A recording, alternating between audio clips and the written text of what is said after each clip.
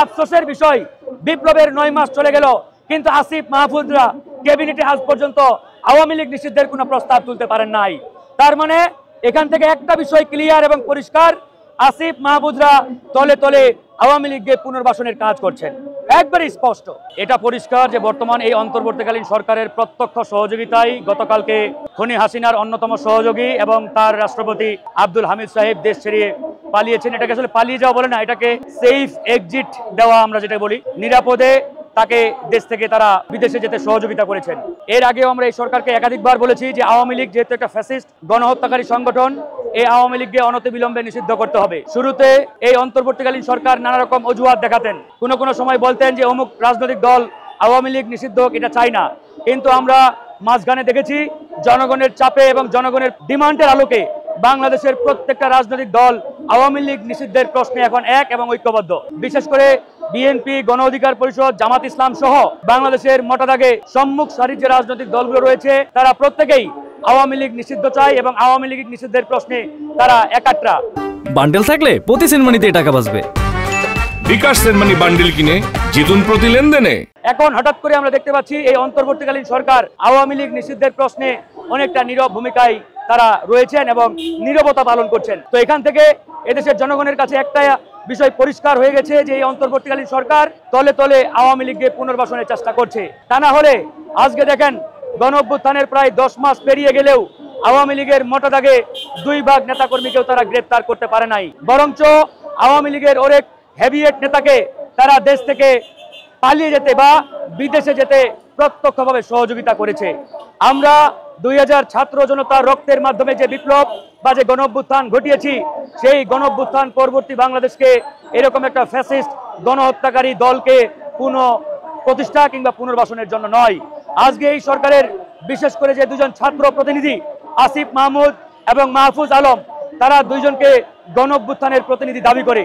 হ্যাঁ, আমরাও বলি তোমরা যদি 2জন গণ অভ্যুত্থানের প্রতিনিধি হয়ে থাকো তাহলে তোমরা এই ক্যাবিনেটে থাকা সত্ত্বেও আওয়ামী লীগ নিষিদ্ধ কেন হচ্ছে না? তারা আজ পর্যন্ত আওয়ামী লীগ নিষিদ্ধের প্রশ্নে ক্যাবিনেটে কোনো প্রস্তাব উত্থাপন করতে পারে নাই। তার মানে তারা দিনের বেলা আওয়ামী লীগ নিষিদ্ধের বড় বড় লেকচার দেয়, মিডিয়ার সামনে গলাবাজি করে, আর রাতের আধারে আওয়ামী লীগকে প্রতিষ্ঠার জন্য তারা কাজ করে। আওয়ামী লীগের ব্যবসায়ীদের প্রতিষ্ঠা করে, আওয়ামী লীগের আমলে যারা সুবিধাভোগী ছিলেন, পৃষ্ঠপোষক ছিলেন, এরকম অফিসারদের তারা প্রমোশন দিয়ে বড় বড় চেয়ার দিচ্ছে, নানান জায়গায় পদায়ন করছে, প্রমোশন দিচ্ছে। তো এই যদি হয় অবস্থা, এদের কাছ থেকে গণ অভ্যুত্থান পরবর্তী জনগণের বাংলাদেশ প্রতিষ্ঠা হওয়ার কোনো সম্ভাবনা আমরা দেখতে পাচ্ছি না। তাই আমরা বলেছি আসিফ মাহমুদ এবং মাহফুজ আলম, এই 2জনকে অনতিবিলম্বে পদত্যাগ করতে হবে। এই 2জন নৈতিকভাবে এই অন্তর্বর্তীকালীন সরকারের ক্যাবিনেটে থাকার বৈধতা তারা হারিয়েছেন। তারা 1 সেকেন্ডও এই ক্যাবিনেটে আর থাকতে পারেন না। আরেকটি বিষয় অনেকে বলার চেষ্টা করেন যে ভাই আপনারা শুধুমাত্র আসিফ এবং মাহফুজের বিরুদ্ধে কেন কথা বলেন?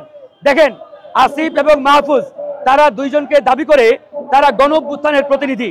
বাকি যারা রয়েছে তাদের প্রতি আমাদের বিন্দু পরিমাণ আস্থা নেই। তাদের মধ্যে 1 বিন্দু পরিমাণ বিপ্লবের স্পিরিট এক্সিস্টিং করে না।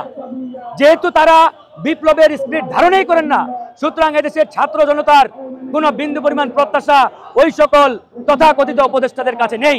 সেই জায়গা থেকে আসিফ এবং মাহফুজের প্রতি এদেশের ছাত্র জনতার একটা বড় প্রত্যাশা ছিল, এদেশের জনগণের আশা ছিল, জনগণ ভরসাও করেছিলেন তাদের মাধ্যমে বাংলাদেশ ফ্যাসিবাদ মুক্ত হবে, আওয়ামী লীগ নিষিদ্ধ হবে।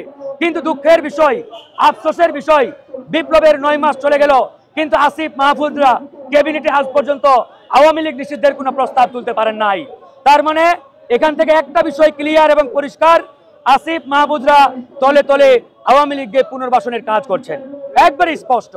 তাই আমরা আজকে যখন দেখলাম খুনি হাসিনার অন্যতম সহযোগী, খুনি হাসিনার দোসর, হাসিনার রাষ্ট্রপতি আমাদের আব্দুল হামিদ সাহেব উপদেষ্টাদের সহযোগিতায় দেশ থেকে পালিয়ে যেতে পারলেন, তার মানে এই সরকারের মাধ্যমে আওয়ামী লীগ নিষিদ্ধ হওয়ার আর 1 বিন্দু পরিমাণ সম্ভাবনা থাকার কথা নয়। তাই আমরা আজকে স্বরাষ্ট্র মন্ত্রণালয়ে ঘেরাওয়ের কর্মসূচি দিয়েছি। আমরা ঘেরাও করার জন্য আজকে এই যে সচিবালয়ের সামনে এখানে আমাদের ব্যারিকেড দিয়ে থামানো হয়েছে। আমরা স্পষ্ট করে পুলিশ এবং প্রশাসনকে বলেছি, আপনারা যদি ওই হাসিনা মার্কা প্রশাসনের মতো আচরণ করেন, জনগণ যেভাবে হাসিনার প্রশাসনের পিঠের চামড়া তুলে নিয়েছে, আপনাদেরও পিঠের চামড়া কিন্তু রাখবে না। সুতরাং আমরা হাসিনার বিরুদ্ধে লড়াই করে এই বাংলাদেশকে ফ্যাসিবাদ মুক্ত করেছি, আরেকটা ফ্যাসিবাদ এখানে কায়েম করার জন্য নয়।